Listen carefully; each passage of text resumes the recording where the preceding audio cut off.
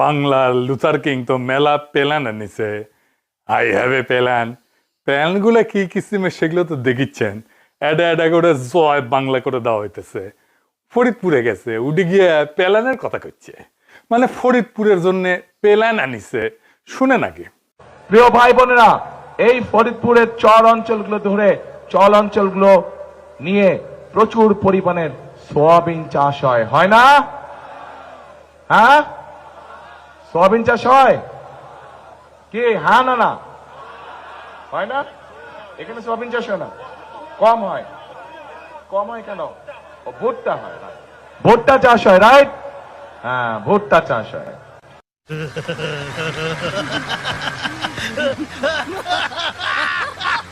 শুনিছেন ফরিদপুরে কি চাষ হয় সেটাও জানে না, প্ল্যান আনিছে। আর ওই দেশ চালাবি, দেশের প্রাইম মিনিস্টার হবি।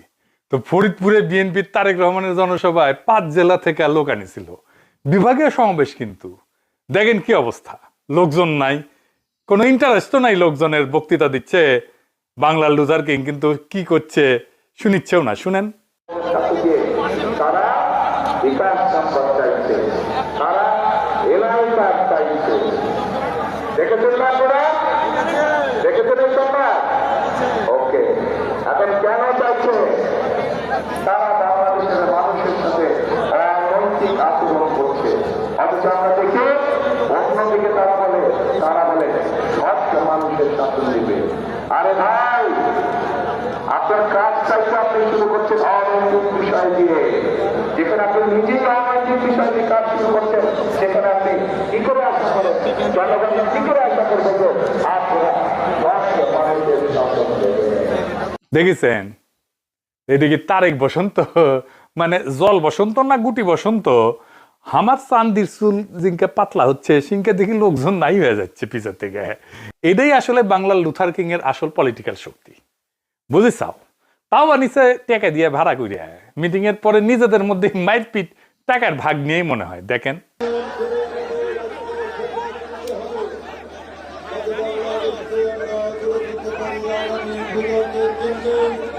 এই দল নাকি বাংলাদেশকে স্থিতিশীল করবে।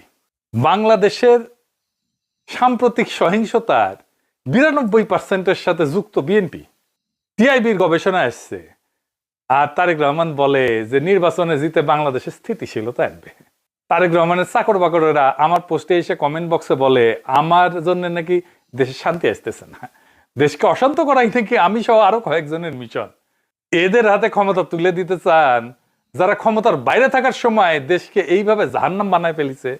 তারেক রহমান যেটি যাচ্ছে, যা করছে সেটি ধরা গেছে উল্টাপাল্টা কথা কইয়া। আমি আর সবগুলা ধরলাম না। আরো কি কি করেছে জানেন? চট্টগ্রামে যাইয়া কইছে চট্টগ্রাম বাণিজ্যিক রাজধানী বাস্তবায়ন করবি। শুনেন। সমগ্র চট্টগ্রাম সহ সারা দেশে বহু মানুষের কর্মসংস্থান হবে, সারা দেশে ব্যবসা বাণিজ্য অনেক চাঙ্গ হবে, যাতে করে মানুষের কর্মসংস্থান হবে, মানুষ চাকরি ব্যবসা বাণিজ্য করে খেতে পারবে। কি সেটি? বাণিজ্যিক রাজধানী। 2003 সালে চট্টগ্রামকে বাণিজ্যিক রাজধানী স্বীকৃতি দেওয়া হয় এবং 2017 সালে চট্টগ্রামকে বাংলাদেশের বাণিজ্যিক রাজধানী ঘোষণা করা হয়। মানে খালেদা জিয়া এইটাকে বাণিজ্যিক রাজধানী স্বীকৃতি দিছিল, আর হাসিনা বাণিজ্যিক রাজধানী ঘোষণা দিছিল। কুমিল্লার জিয়া কইছে যে কুমিল্লাতে ইপিজেড করা হবে আস্তে আস্তে। শুনেন। কুমিল্লায় এই ইপিজেড আস্তে আস্তে একটা করে ইপিজেড আমরা কুমিল্লাতেও করতে চাই।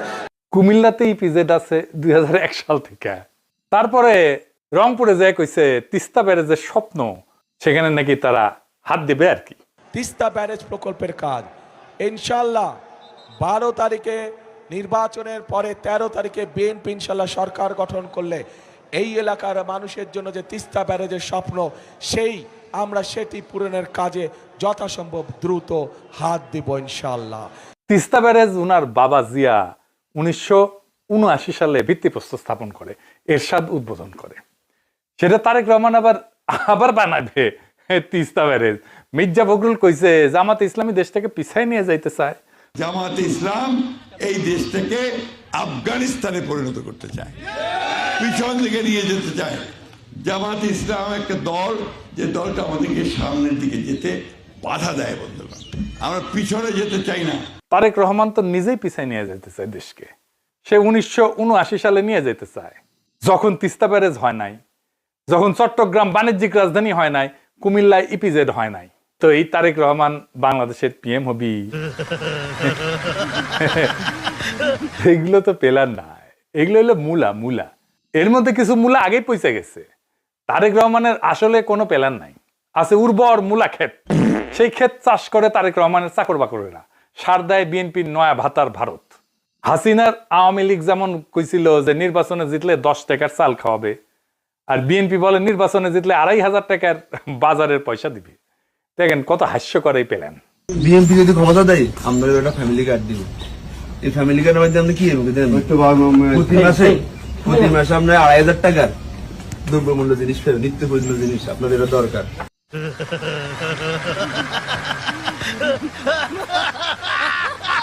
এটা যে প্রকাশ্যে ভোটারদেরকে ঘুষ দেওয়া, সেটা আমাদের বাংলার লুথার কিংকে কে বোঝানোর মতো কেউ নাই বিএনপিতে? নাকি এটার অর্থ লোপাট করার অভিনব কৌশল এটা বিএনপির? নির্বাচনে জিতলে ফ্যামিলি কার্ডের যে মূলা বিএনপি দেখাইতেছে, তা তো জনগণের টাকায় বাস্তবায়ন করতে হবে, নাকি তারেক রহমানের নিজের পকেট থেকে দিবে? তাও আবার যদি ক্ষমতা আসে আর বাস্তবায়ন করতে পারে, তো আপনারা বলেন এই কার্ড দেয়া বা নেয়ার প্রতিশ্রুতিতে বিএনপির অবদান কি? জনগণের টাকা জনগণকে দিবে, আর ভাব এমন করতেছে যে না এই টাকা বৈদেশিক অনুদানের মাধ্যমে তারেক রহমানের নিজের পকেট থেকে দিবে বা বিএনপির নিজের ফান্ড থেকে দিবে। নিজে তো চলে চান্দার টাকায়, তারেক রহমানের জমিদারি বেচা তো দিবে না। এটাতে সরকার তো আয় করে না, সরকারের টাকা তো আমার আপনার টাকা। আমি কাজ করলে সরকার বেতন দেয়, কিন্তু বিনা পরিশ্রমে যেই টাকা দিবে সেই টাকা তো কাউকে না কাউকে রোজগার করতে হবে, উপার্জন করতে হবে। কে করবে উপার্জনটা? মানে আরেকজনের পকেট থেকে নিয়ে আপনি আরেকজনকে দিবেন, আপনার টাকাই আপনাকে দিবে। আপনার জীবনে বা বাংলাদেশের অর্থনীতিতে কোনো প্রভাবই পড়বে না। আমি আগেও বলছি, আবারও বলতেছি, বিএনপি ফ্যামিলি কার্ড নিয়ে কিছুই করতে পারবে না। এটা বাস্তবায়নের টাকা বিএনপি জোগাড় করতে পারবে না। আর জোগাড় করতে পারলে বাংলাদেশে মুদ্রাস্ফীতি হবে ব্যাপক হারে। আর তখন 6 মাস পরে এসে বিএনপি বলবে আওয়ামী লীগের অন্তর্বর্তী সরকার সব টাকা নিয়ে গেছে, তাই বিএনপি এটা বাস্তবায়ন করতে পারতেছে না। শহরদের বডিগার্ড যেমন 1972 এসে বলছিল কিচ্ছু নাই, ফেরাউনের দল সব শেষ করে দিয়ে গেছে। শুনেন, টাকা নাই, পয়সা নাই, চাল নাই, ডাল নাই, রাস্তা নাই, রেলওয়ে ভেঙে দিয়ে গেছে, সব শেষ করে ফেরাউনের দল সব শেষ করে দিয়ে গেছে। তো ট্রেনিং তো আছেই, অঙ্কেই কবি আর কি, যে কিছুই নাই, আমরা কেমনে করব, এত যে খারাপ অবস্থা আমরা তো জানতাম না। বিএনপি সেই একই অজুহাত দিবে। তো এখনই আপনাদের কয়ে দিতেছি, পরে মিলিয়ে নেওয়ার সুযোগ থাকলে মিলিয়ে নিয়েন। আবার সেদিন দেখলাম কইতেছে তারেক রহমান ক্ষমতায় গেলে নাকি প্রাইমারি শিক্ষকদের ট্যাব দিবে। ট্যাব এই যে এই ট্যাব দিয়ে নাকি প্রাইমারি স্কুলের শিক্ষকেরা প্রশিক্ষণ নিবে নিজেরা, আবার অন্যদের প্রশিক্ষণও দিবি। আমি এ কথা শুনে হাসুম না কান্দুম, এটা মাথায় আসে না। আমরা একটি নতুন বিষয় ইন্ট্রোডিউস করতে চাচ্ছি, সেটি হচ্ছে ওয়ান টিচার ওয়ান ট্যাব। আমরা এই টিচারদের কাছে ছোট ট্যাব বা কম্পিউটার পৌঁছে দিতে চাচ্ছি। প্রথমে আমরা যদি এই সকল টিচারকে ঢাকা শহরে বা বিভাগীয় শহরে নিয়ে এসে ট্রেনিং দেই, তাহলে দেখা যাবে যে অনেক খরচ হবে রাষ্ট্রের, সময়ও নষ্ট হবে।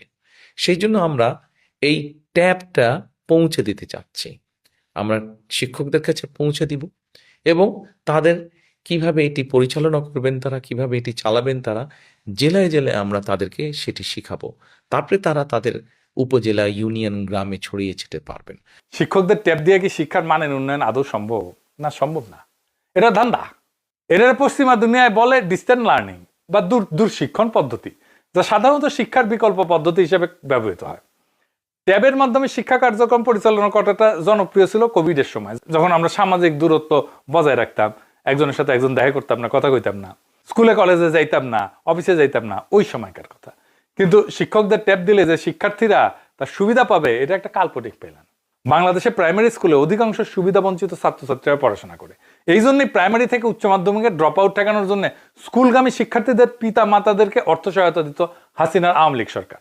এটা একটা যুক্তি ছিল যে পারিবারিক অর্থ উপার্জনের জন্য বাবা মা সন্তানের পড়াশোনা যেন বন্ধ না করে দেয়।